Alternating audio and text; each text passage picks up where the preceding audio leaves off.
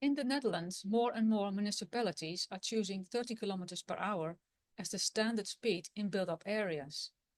It's up to road design and infrastructure to make it a success and traffic safer for all of us. Or so it should. This is the story of two streets, same traffic calming measures. Does it work? Haren is a small town within the municipality of the City of Groningen. It has around 13,000 inhabitants and is about 8 kilometers from the city centre.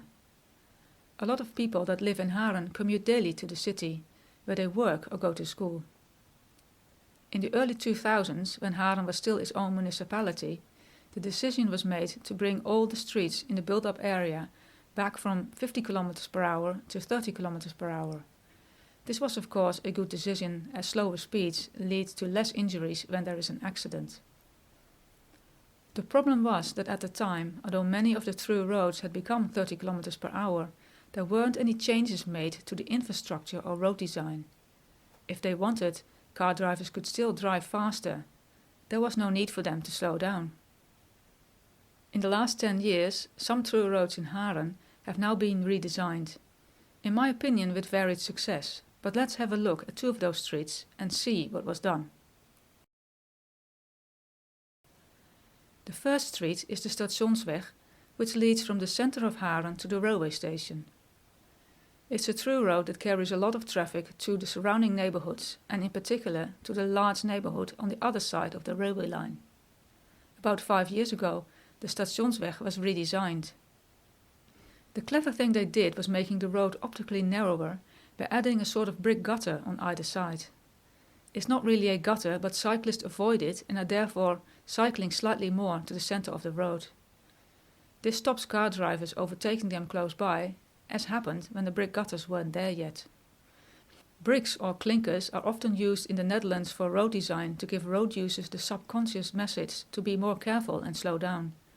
Not Just Bikes, a YouTube channel about urban planning in the Netherlands, did a very interesting video about clinkers recently. You find the link in the description below. Another thing they did at the Stationsweg is creating raised intersections with side streets. The raised intersections are clearly marked, and as they drive onto it, drivers have to slow down. In the Netherlands, traffic that comes from the right always has the right of way, unless you're on a priority road. These priority roads are specifically marked with painted triangles, also called shark's teeth. The Stationsweg doesn't have priority, so at the raised intersections, traffic has to give way to any other traffic coming from the right, including cyclists. Most of the houses along the Stationsweg have driveways and garages to park cars in, but it is also allowed to park in the road. However, to discourage this, a number of off-road parking spaces were created for the use of visitors and other people. Because of this, the Stationsweg is usually free of parked cars, which makes it easier and safer for cyclists and other traffic to move along.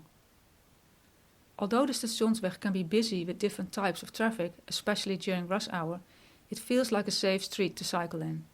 Car drivers don't go too fast and in general are mindful of cyclists. The second street is the Vondellaan. This street leads from the center of town westwards towards the motorway A28. It's a street that feels much wider with lots of heavy traffic. Ever since the motorway was finished in 1969, the easiest way to reach it was via the Emmalaan.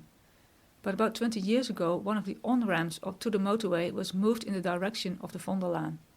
And because the Emmalaan was redesigned with traffic calming measures about 5 years ago, many drivers now choose the Vondellaan to go to and from the motorway. And this is the challenge, because the Vondellaan is not only a through road to the motorway, it also serves as a road for locals to reach their neighborhoods. And on top of that, it is a road that is used by many cyclists to reach two major cycle routes. One that connects Haren to the neighboring town of Eelde-Paterswolde and is used by commuters, in particular teenagers who go to secondary school in Haren. The other one is the doorfietsroute F28, a continuous cycle route that connects the cities of Assen and Groningen. All these cyclists are added to the already busy Vondellaan. The traffic calming measures on the Vondellaan are similar to those on the Stationsweg. It has a speed limit of 30 km per hour and brick gutters along its side.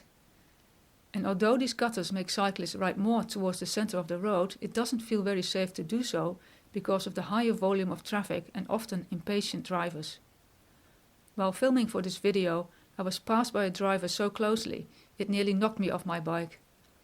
I don't scare easily, but this must have been one of the closest passes I've ever had in my 45 years as an active cyclist. Other ways to make the Vondellaan safer are special parking bays for cars so that they don't park on the road.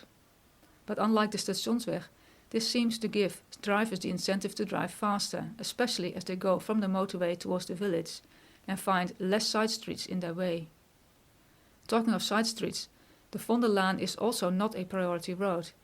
It has a number of intersections where traffic coming from the right has the right of way. But unlike on the Stationsweg, the intersections on the Vondellaan are not actual raised intersections.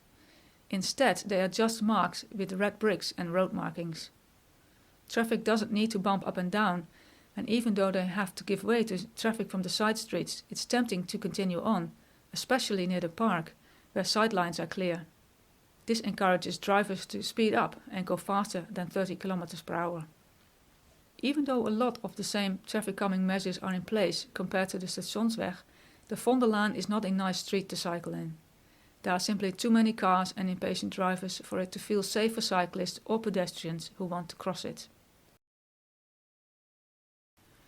So these two streets are both 30 km per hour with similar traffic calming measures, but they feel very differently, especially for slower traffic like cyclists and pedestrians. I know there are cyclists who are actively avoiding the Vondellaan as they find it too unsafe. Personally, I always cycle the Vondellaan as I know I have as much right to be there as car drivers, but it's not fun. A separate cycle route along the Vondellaan would be a good idea in my opinion, but on the other hand, that might give car drivers an extra incentive to drive faster, unless more specific traffic calming measures were put in place to dissuade them. I think the Stationsweg and the Vondellaan are good examples of the right and the wrong sort of traffic calming measures for 30 km per hour streets. What do you think? Let me know in the comments below. Thank you for watching. If you liked this video, please give it a like. And don't forget to subscribe and never miss another Cycling Groningen video.